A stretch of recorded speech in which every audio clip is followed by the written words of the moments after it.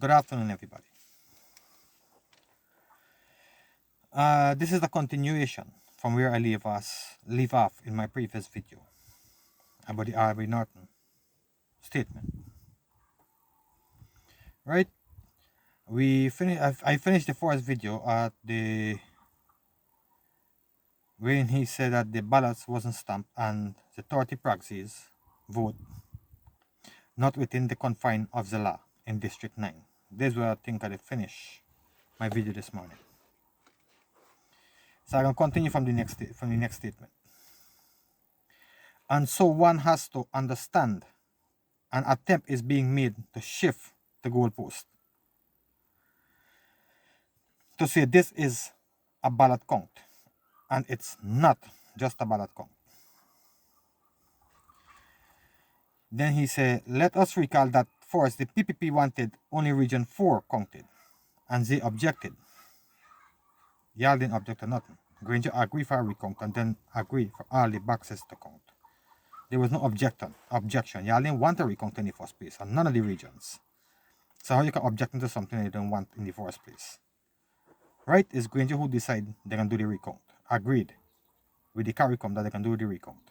And then he said he want a recount of the 10 electoral district. Right? So y'all ain't object to nothing. But since y'all said that Granger speak, when he speak on behalf of the APNU, AFC, y'all can claim the little fame there. Good? They objected to that and say that it must be a complete count of all boxes. And the document called the order was agreed on to as a result of negotiation between the parties. And you have a written gazetted order. Okay. But yet somebody will come and tell you that it's just a recount.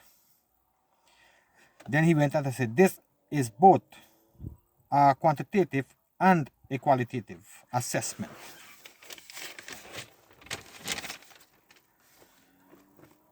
And they have said clearly that they want the process to go through. And it is aimed at determining whether the elections are credible. Saying that if GCOM say they are credible and provide that it is credible, they will accept. And if they say it's not credible, then it's a totally different thing. Yeah, we know. Okay, we know. And I find it to be fair. Right? But a proper investigation have to be done. Now, the next thing I hear you say earlier on the press briefing today is that they submit 600 names to GCOM about who migrated before the election. And GCOM don't do the investigation, make the calls, and confirm about 90% out of the 600 migrated before the election. Remember in the video I made earlier, I tell you how that is going to happen. And that's exactly what I wanted to happen. That GCOM must call. And they have somebody in there who can confirm to GCOM, yes, these things happen. Now, I'm glad that this is happening early. So the other parties can also launch an investigation with these 600 names. And let me find out what really went on with them. Right? So it's not just a assessor thing. Good. So I'm glad I come out early. So the other parties can do the thing. And let me know what really is the real fact about this thing. Right? Because for me, it's highly impossible that somebody could have voted for somebody who wasn't in the country. Now, if I was voting for somebody who out of the country, then how I could have voted for myself? Because the same thing, go back to the same thing I was saying first, that with the grease on your finger and the bleach you take it off. There's a theory. Then me photo had to look like the person. Picture on the information list they had there. Right? A whole lot of things. Then them agent had to see that I is the person who I saying I go and vote for. No, I don't think you got to force a person look like me, exact like me, that you cannot find them out, right? So there's my opinion. So this is why I think this was impossible for somebody to do this. And then again, if I vote for my uncle who was overseas, then who vote for me? Why I don't go vote for he and don't vote for myself? It's the same one vote in the end, right? So I don't think this is credible. That it makes sense.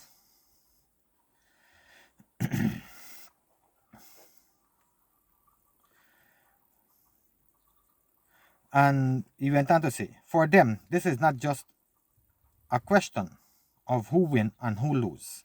This is a question of placing our electoral system on a path to credibility. Now, if this is placing, this thing we are doing here is to place the electoral system on a path to credibility. Why are holding up the recount about it? And saying that you're going to have to prove that the election was credible. If it's a path to credibility, this can done after the recount happened and whosoever swearing and everything. You understand? Because I hear Mark Phillips was saying yesterday that as soon as the election finished and the swearing, these are things we're going to deal with. And they're going to invite all the parties, including y'all, the APNU AFC. And y'all going to hammer out a new set of laws.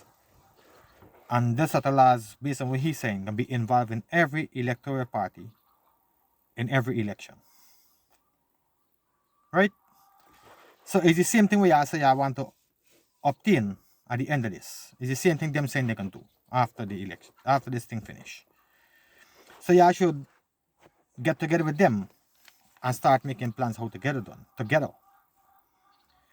And not try to separate the people of the country and try to separate yourself from each other. At the end of the day, all y'all is Guyanese. You understand? Y'all is politicians, y'all are fighting for different things. But all y'all is Guyanese. Y'all work everything out. And stop doing this kind of bullshit. No, I'm glad that I'm not, don't get me wrong. If these things here we are objecting to turn out to be fact, I'll be happy that y'all do them. Because they're going to show clearly that the whole system is corrupt. And then we need to deal with it. You understand? But for me, it's just false allegations. You understand? Until you prove me wrong. Right? If it turns out to be true, I'll give you a clap for that. Good? And if it turns out to be true, and that is the PPP who was doing these things, and not y'all. You understand? Because I know y'all was trying to rig the election, now y'all saying PPP rigged the election. So y'all reversing the psychology. What y'all was doing, y'all said the PPP doing now. So when the investigation and the whole thing finished, and it turned out to be that if it's y'all or the PPP who was doing these things, if that did happen during the election, right? Then he went on to say they have a case in Region 9. They had a case in Region 9 where he know that the presiding officer put the polling booth at an angle where he can see it, where he can see voters, and that can intimidate people who vote in. And he said that there was one person who was disciplined for it. Right? Again, I don't think that was appropriate. But again, when you're talking about intimidating or intimidation, if I go there and stand up and I tell you, I'm going to vote for you, and I see you sit down there, and nobody can see when I vote in, you cannot know if I vote for you. Right? So intimidation is out of the question. You understand? I can go there and put who I want, and I come back and tell you, hey, yes, I do it, I vote for you. But you can't know who I vote for because there's a personal matter. Alright? So, we ain't go down the road there, are we? They know that it couldn't be an accident that the discipline service votes particularly and APNU AFC stronghold votes wasn't stamped. And so it is not a question of who win and who lose. It also has to do whether the process is credible. Okay, Ivory. And if we don't deal with the credibility of the process now, we will be here again in 2025, because what is necessary at this stage is for us to have the audit understand the problem of the system and allow GCOM to make its decision, and then we take action to ensure in the future these things here do not repeat themselves. I support in that, Avery. And like I say, let GCOM do the thing, and when I don't do the thing, we take the actions to do what we have to do. I'll straighten out these things. You understand? I support in that. Right? And based on what I've said just now. Mark Phillips said, the PPP, willing to do that. Right? So y'all come together and do your thing. And stop with this stupidness. You understand? Because when you say this is not a question about who win and who loses, again, they mean y'all done conforming that y'all lose the election. Y'all did not win it. Right? So y'all switch from y'all winning the election now. So it's not a question about who win and who lose now. It's a question about credibility. Well, y'all running around in circles, boss. In circles. Y'all lost. These things here making no sense, Aubrey. Okay? They are not making any sense. And again, GCOM, these people have to provide the hardcore evidence. Right? And not for you to call, because I'm telling you, the 600 name they send to y'all, the person who answered the phone and tell y'all that the 90% out of the 600, or the persons who tell y'all out of the 600 there, 90%, and they went out of the country before the election, and they vote, is people who working for the APNU AFC. Right? I'm telling you that as fact. And the same thing that happened at the GRO with the death list too. You understand? The same list y'all have with the 600 names, the same list, the persons them in there. In the aviation authorities have the same list with the same names, and they're gonna be telling you what you want to hear and not what really is fact. Okay, and again, if they get 600 names, it's only a stupid person gonna say 600 of them leave the country. No, they have to make it presented to be believable. You understand? So they cannot say the whole 600. I don't expect them to say like 65, 70%, but they go to 90%. You understand? So they would never say all of the person them went out of the country before the election. Again, GCOM, accept only hardcore evidence and not you to investigate, because you are not supposed to be investigating. Okay?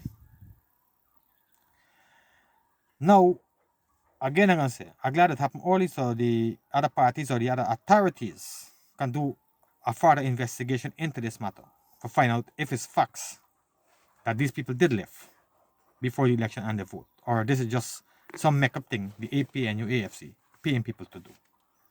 Same thing with the death certificate where they said they're going to pay for. Right? That's all for now, people. Yeah, please, stay good, stay safe, and stay away from Rona. Please don't forget to like, share, and subscribe. Thank you very much. God bless Guyana.